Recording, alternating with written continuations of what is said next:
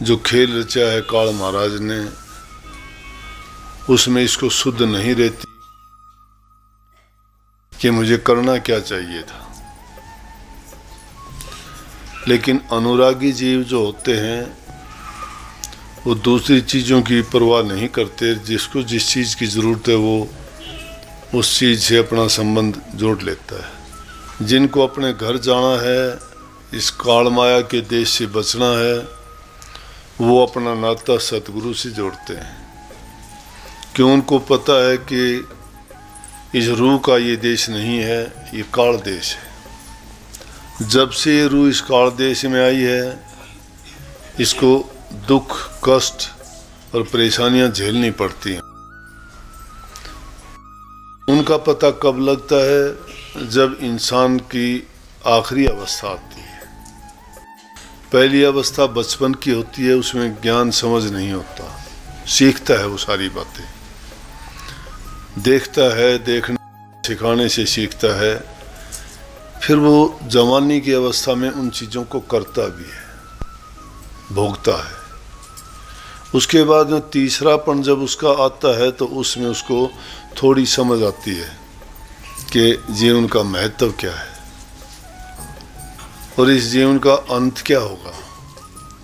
उस टाइम थोड़ा थोड़ा ये सोचता है कि जब उम्र ढलने लगती है तो ये सोचता है कि मैं ऐसा प्रबंध इंतज़ाम करूं कि जिससे इन दुखों से छुटकारा मिले, क्योंकि दुनियादारी के जितने भी काम हैं अंत में तो परिणाम उसका दुख ही है। लेकिन सुख कहाँ मिलता है रूह का? रूह को सत्संग में जाके, सतगुरु के पास जाके आत्मिक आनंद मिलता है। शरीर के लिए तो सुख है, इंद्रियों के सुख हैं, संसार के पदार्थों में सुख है, परिणाम दुख है उनका। लेकिन आत्मा की खुराक क्या है? रूहानियत। रूहानी ज्ञान, शिक्षा जब इसको मिलता है तो इसको आत्मिक आनंद प्राप्त होता है। तो उसके लिए मुख्य कारण संतों ने इस जीव को क्या बताया कि सतगुरु की शरण में जाओ। सतगुरु की शरण में जाके जीव अपने कल्याण की बात इसको मिलती है, वो करनी करता है, नाम का सुमन करता है, भजन करता है, ध्यान करता है। तो उसमें मुख्य करके क्या बताई गई? वाणी एक जैसी नहीं होती, कई वाणी जीव को चेताती हैं, कई वाणी इसको डराती हैं, कई वाणी यथार्थ होती हैं जो उस सत्य का बयान करती हैं, लेकिन वो पूर्ण रूप से नहीं कर सकती।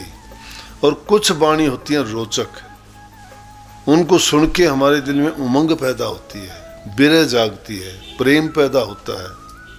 जैसे इसमें थी, इसमें कहा कि सतगुरु मुझे दर्श दिखाओ। उस दर्शन का महत्व तो कौन जानेगा जिसने सतगुरु से अपना नाता जोड़ा है। नहीं तो जो जोरी नहीं है उसके सामने तुम लाल रख दो और चाहे नकली कोई दूसरा मणका रख दो, उसको लाल और मणके का फर्क नहीं होगा, लेकिन जोरी होगा वो उसको परख लेगा। इसलिए जो सतगुरु के मायने समझते हैं, जो जीव गुरु की शरण में जाते हैं, उनको दर्शन के महत्व का पता लगता है, दर्शन क्या चीज़ है। और गुरु के दर्शन से जब तुम्हारे दिल में प्रेम पैदा होने लगे, मन की एकाग्रता होने लगे, दिल में एक विरह जागनी शुरू हो, तो समझो कि उस गुरु से तुम्हें फ़ायदा होगा। क्यों होगा? कि रूह अपने अंशी की तरफ खिंचती है, वो अपनी ओर आकर्षित करते हैं अपने आप को। और दर्शन करने के बड़े फायदे हैं। जिसके भी दर्शन करोगे उसमें जो गुण है, दोष है, वो आपके अंदर यूं के यूं अपने आप उतर जाएंगे। जिस चीज़ का भी ख्याल करते हो और उसके जो भी उसमें खूबी हैं, वो देखोगे कि धीरे धीरे करके आपके मन पर वैसा ही असर डालना शुरू कर देंगे। सतगुरु क्योंकि नाम के पुजारी हैं, परमात्मा के प्यारे हैं, जब उनके हम दर्शन करते हैं तो हमारे मन में भी विरह पैदा होती है, प्रेम पैदा होता है। इसलिए कहता है कि सतगुरु मुझे दर्शन दे तुम। और वो दर्शन भी किस तरह के? एक आदमी के तो हम दर्शन करते हैं, सुबह उठ के पूरा दिन बुरा गुजरता है, हम कहते हैं आज पता नहीं किसके दर्शन हुए थे। एक आदमी के सुबह हमें दर्शन होते हैं तो सारे काम शुद्ध होते हैं, हम कहते हैं आज तो किसी भगवान इंसान के दर्शन हुए थे। एक बार की बात है कि एक राजा सुबह उठा, उठने के बाद अपनी खिड़की से झांक के उसने देखा। जब झांक के उसने देखा तो उसको एक साधु दिखाई दिया। जब साधु दिखाई दिया उसने फड़ाक देखी, कहने लगा देखो क्या मिला है मुझे। अब राजा को साधुओं से, त्यागियों से क्या लेना देना। राजा लोग तो ठाठ बाट भोगते हैं, नौकर चाकर काम करते हैं, अभिमानी होते हैं, सेना होती है, महलों में रहने वाले होते हैं, हर प्रकार की सुख सुविधा आनंद भोगते हैं। उनको इन चीज़ों से क्या लेना था। महात्मा को देख के और उसने सोचा देखो कौन भिखारी के दर्शन हो गए। उसने ये नहीं सोचा महापुरुष के हुए। उसने ये बात सोच के जो ही अपना सिर जल्दी से अंदर किया तो उसका सिर फट गया, चोट लगी खिड़की की। गुस्से में आके बुला लिया कि उसको बुला के लाओ। कहने लगा कि आज आपके दर्शन हुए तो मेरा सिर फटा। बोला मेरे दर्शन से सिर नहीं फटा आपका, आपने जो मेरे बारे में ख्याल गंदा किया ना उसका परिणाम है ये, मेरे दर्शन से नहीं। अपने ख्याल को अगर पवित्र करता और सोचता कि मुझे महापुरुष के दर्शन हुए हैं तो तेरे मन में ये ख्याल पैदा नहीं होता थी बुराई क्यों लगती तेरे को। उसके कारण तुझे क्रोध आया, क्रोध के कारण तुझे ये हुआ। बोला नहीं दंड दूंगा तुझे। बोला तो दर्शन तो आपके बुरे हुए मैं मुझे, और किसी के दर्शन होते तो मुझे सज़ा तो नहीं मिलती। तेरे दर्शन मुझे हुए हैं, तुम मुझे सज़ा देगा तो तेरे दर्शन अच्छे नहीं है, मेरे तो दर्शन अच्छे थे। लेकिन कहने का मतलब ये है कि दर्शन परसन मुख मंजन पाना कटे पाप के वेद पुराना। हमारे वेद पुराण भी इस चीज़ की व्याख्या करते हैं कि भाई महापुरुषों के दर्शन करने से हमारे कर्म कटते हैं। जिस प्रकार से किसी चीज़ की सफाई करने के लिए कोई औजार हमें मिल जाता है, उसी प्रकार से गुरु के, पीर के, महापुरुष के दर्शन करने से हमारे मन के विकार धुल जाते हैं, पाप कर्म कट जाते हैं। तो उनके दर्शन करने से फ़ायदा है, इसीलिए महापुरुषों के दर्शन करने के लिए हम जाते हैं। तो इसमें भी यही कहा कि सतगुरु तू मुझे दर्शन दे, तेरे दर्शन से मेरी तड़फ मिटेगी। और मुझे आपके दर्शन की तड़फ कैसी है, मुझे ऐसी विरह है जिस प्रकार से मछली को जल की होती है। और मछली की जल के प्रति कितना लगाव, कितना प्यार होता है। अगर उस मछली को कहते हैं, मैंने सुना है कि मछली का जो मांस खाते हैं, मछली को मार के खाते हैं, खाने के बाद उनको इतनी प्यास लगती है कि बहुत पानी पीते हैं वो, क्योंकि पानी में रहने वाले मरने के बाद भी वो पानी की चाह करती है, मुझे पानी मिलना चाहिए। तो कहता है कि मुझे ऐसी तड़फ लगी हुई है। लेकिन इससे पहले वाली बाणी थी, उसमें क्या कहा गया था कि नहीं तना आपा चिन्ह रे। जो इंसान अपने आप को, अपने आप का ख्याल नहीं करता, अपने कल्याण की बात नहीं सोचता, तो उससे ज़्यादा मूर्ख कोई नहीं होता। हमने अपना आपा नहीं चीना, हम दूसरों के लिए अपना ज़िंदगी बर्बाद करते रहे। बेटों के लिए कर दें, ये पोतियों के लिए कर दें, उनके लिए मकान बना दें, उनके लिए कारोबार कर दें, कोई धन व्यापार कर दें, उनके लिए ये करें वो करें, लेकिन अपने बारे में नहीं सोचा कि मेरे बारे में क्या करूं। और ये चीज़ें ऐसी हैं कि इंसान को काम तो वो चीज़ आएगी जो ये अपने लिए करेगा, अपने लिए नहीं करता। कुल कुटुंब परिवार में फंस के ये अपना आपा बर्बाद कर लेता है। किस प्रकार से कर लेता है कि एक वक्त की बात है, कोई एक भेड़ बकरियां चराने वाला जंगल में अपने बकरियों को चराने गया। एक उनमें से कमज़ोर बकरी थी, वो उनके उससे झुंड से बिछड़ गई, और बिछड़ने के बाद में जंगल में वो आ नहीं पाई, रात पड़ी।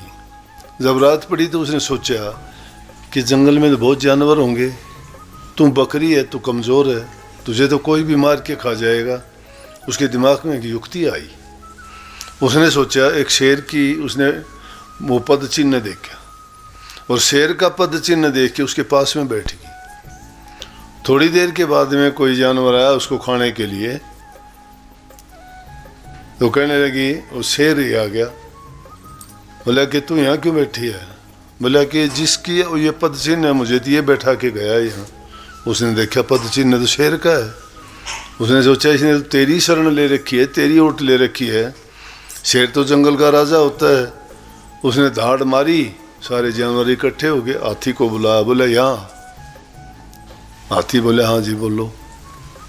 बोला तेरे लिए ये हुक्म है, इस बकरी को अपनी पीठ पर बैठा और पूरे जंगल में इसको तू घुमा फिरा के पेड़ों के पत्ते खिला, ये जहाँ कहे वहाँ लेके जा। तो वो बकरी उसके पीठ पर सुबह बैठ जाती, पूरा दिन बाद उसको उस जंगल में लिए फिरता और वो अच्छे अच्छे पत्ते देख देख के खाती पेड़ों के। थोड़े दिन में वो मोटी ताज़ा होगी। अब हाथी भी फंस गया बेचारा, क्या करे, जहाँ कहे वो लेके जाए। एक दिन बकरी कहने लगी कि भाई परिवार से मिले बहुत दिन हो गए, उस गांव में लेके चल जहाँ मेरा वो परिवार रहता है। हाथी ने तो ले जाना था, हाथी बेचारा लेके गया उसको। गांव के बाहर देखा, बोली कि हाँ तू ठहर यहाँ और मैं आती हूँ। वो गई जाके जहाँ बकरियों का झुंड था उसमें जाके मिली, कोई बेटी थी, कोई बेटा था, कोई दोती थी, कोई पोता था, सबसे मिली। सबसे मिलने के बाद में और उसको बड़ा प्यार आया। वो इतनी देर में जो उनका वो था मालिक वो आ गया। उसने देखा रहा ये तो वो बकरी अपनी खो गई थी, बड़ी मोटी ताज़ा होके आ गई है। तो बोला कि हाँ भाग अच्छा है, आगे रख ली उसने। अब हाथी बेचारा थोड़ी बहुत देर तो इंतज़ार किया, उसने सोचा पीछा छूटा, हाथी निकल गया वापस। अब बकरी को देख के वो बड़ा खुश हो गया इतनी देर में, और एक कोई बकरी का ख़रीदार आ गया। बोले कि भाई बकरी चाहिए, कोई ज़रूरत है इसकी। जानते होगे ना बकरी की क्या ज़रूरत होती है, मार के और उसके मांस बेचने का काम करता था वो। बोला कि हाँ से है भाई, एक बकरी ले जा, मैं खो गई थी मेरे से तो, लेकिन ये आ गई। बोला बोल कितने पैसे? बोला जो मर्जी दे दे। उसने देखा मोटी ताज़ा है, उसने उसके 20 रुपये दे दिए। 20 रुपये बहुत थे उन दिनों में। लेके और वो उसकी चली गई। बकरी को ले जाके काट मार के बेच खोस दिया उसको। जब वो बकरी मर गई तो फिर उसका मांस बोलता है कि बड़ों के शरण जाए के अनिर्भय कुंबल खा। कुंबल काचे काचे पत्तियां जो पेड़ की होती हैं, कि बड़ों की शरण में जाके तो मैंने बिना भय के, कोई डर भय था ही नहीं, और निर्भय होके कुंबल खाती थी, मोटी ताज़ा होगी। और कुल ममता में आए के लीना गढ़ कटाए, कि कुल और परिवार की ममता में फंस के मैंने अपना गढ़ कटवा लिया।